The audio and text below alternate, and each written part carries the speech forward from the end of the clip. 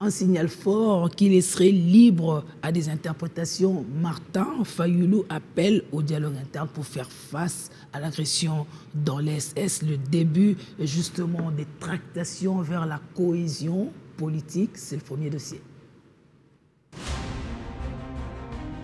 C'est un retour très médiatisé du président national de l'ECD à Kinshasa, en provenance des États-Unis d'Amérique, où il était parti pour participer à la convention du Parti démocrate américain. Un meeting prévu à l'occasion a été tenu avec l'autorisation de l'hôtel de ville de Kinshasa.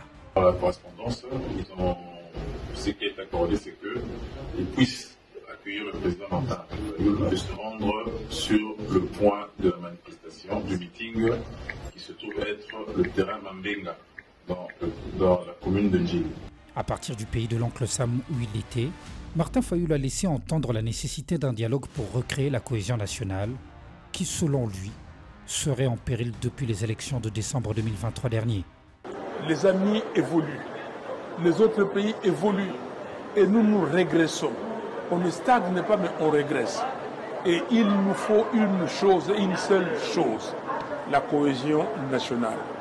Comme nous avons dit à l'ECD lors de notre congrès à Kisangani, Congo École Moko, nous voulons être un avec un pays uni, indivisible.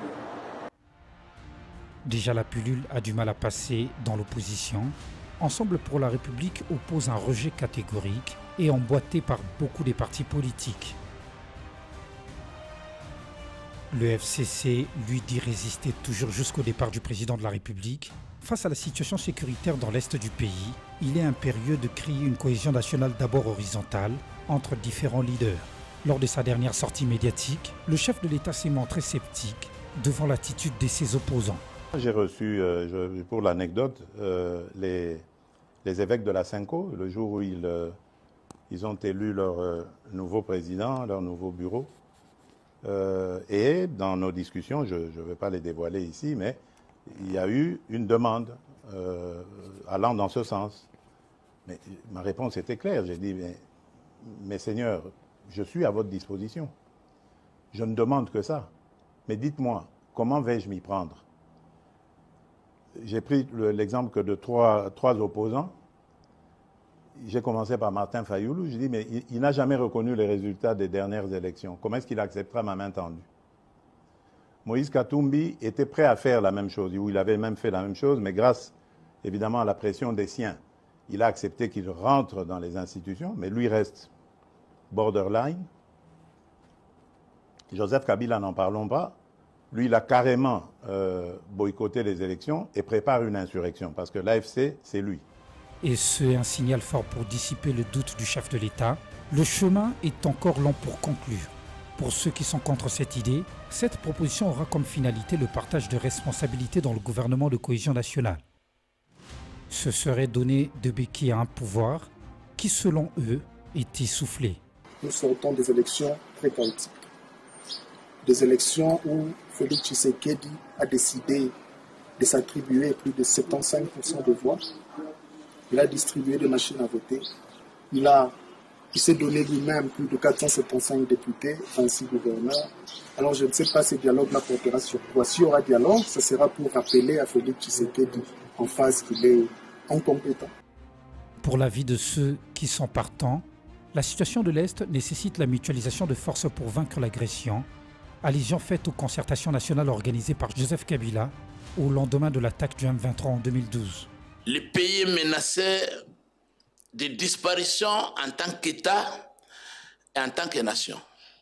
Et nous, Congolais et Congolais, qui n'avons que la RDC comme pays, comme patrimoine commun à léguer à nos enfants, aux générations futures, nous ne voyons pas comment on peut croiser les bras et laisser notre pays partir.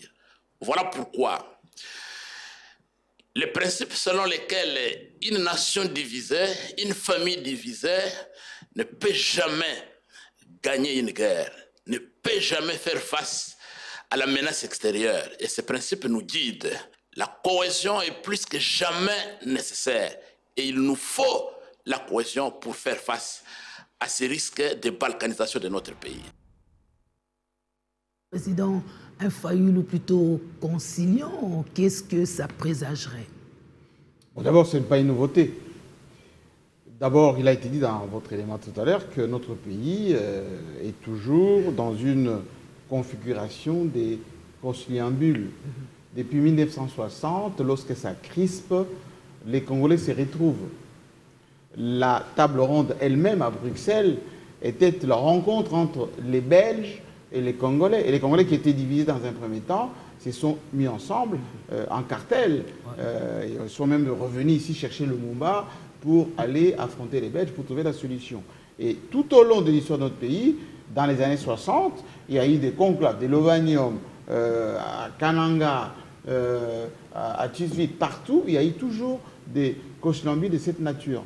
Vous avez rappelé ici que notre pays a eu le plus grand rencontre, la conférence sur la souveraine, le dialogue de Sun City en Afrique du Sud, concertation nationale de Joseph Kabila, et ce qui s'est passé à la Sengo avant les élections de 2018. Donc, ça ne sera pas une nouveauté, sauf qu'il faut qu'il y ait en quelque sorte l'initiative du président de la République. C'est lui qui a la signature aujourd'hui. Et donc, s'il tend la main, il va garder le flambeau de cela, et il faut qu'il y ait quelqu'un qui va déterminer les termes de référence, de sorte que la confiance puisse être installée entre les belligérants, pour ne pas dire ceux qui vont parler ensemble.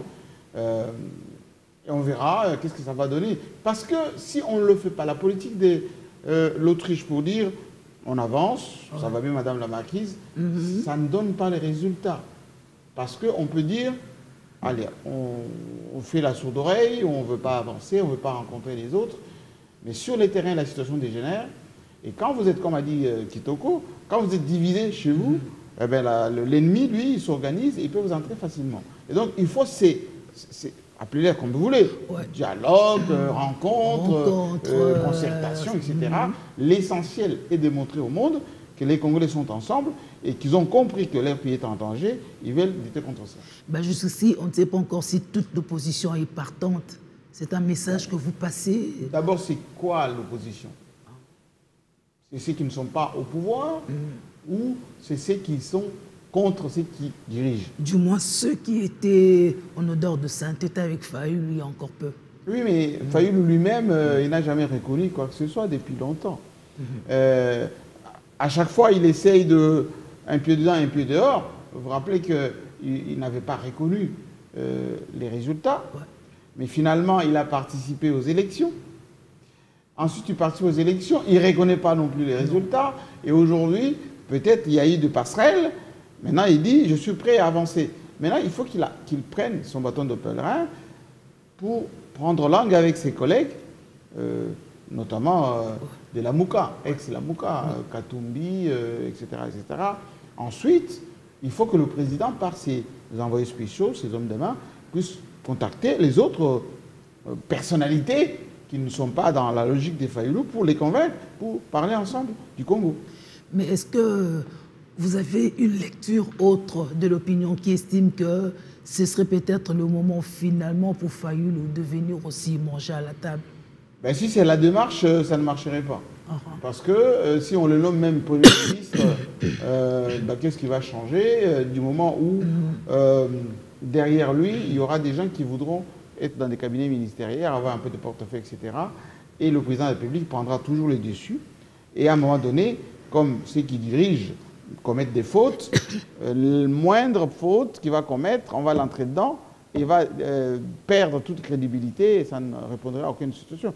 Des personnalités comme Étienne Tshisekedi, par exemple, qui étaient fortes à l'époque, à partir du moment où ils ont accepté d'aller travailler comme Premier ministre de Mobutu, ils ont connu des situations un peu difficiles. Et comme lui savait que ça n'allait pas aller trop loin, il a démissionné les partis. Donc on ne peut pas à la fois vouloir être de l'opposition radicale et participer à un pouvoir que vous savez pertinemment qu'il pourrait vous phagocyter plus tard. Les chances à cette démarche? Les chances sont là. Pourquoi? Parce que on a essayé un peu toutes les solutions, n'ont pas donné beaucoup de résultats. On vient d'ailleurs de révoquer l'envoyé du président de la République dans les Grands Lacs. Enfin, c'est lui qui était là pour parler pour nous. On n'a pas beaucoup de bons résultats sur le terrain. Et ensuite, il y a comme, sur le plan social, économique, beaucoup d'attentes, pour ne pas dire des situations un peu plus malheureuses qu'on pouvait l'attendre. Et donc, cette sauce mise ensemble va faire qu'il faut absolument parler pour trouver des solutions assez rapides. De sorte qu'il y ait un gouvernement assez représentatif, dans les prises de décisions, qu'il y ait des gens qui puissent aussi atténuer la pression au niveau social et populaire. Et la communauté internationale pourra aussi voir que les Congolais commencent à saisir leurs problèmes à bras-le-corps. On peut avancer. Et la presse, nous, on sera là pour accompagner tout ça. Et l'agression dans tout ça? Là? L'agression dans tout ça. Mais l'agression, elle est là, en permanente. Vous savez, autrefois, on disait que les guerres sont entretenues par ceux du pouvoir parce qu'ils veulent se maintenir au pouvoir.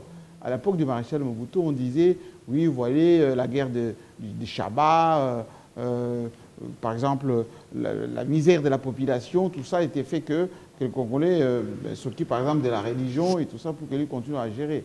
À l'époque de Kabila, fils principalement, on les traitait même de collaborer avec les Rwandais.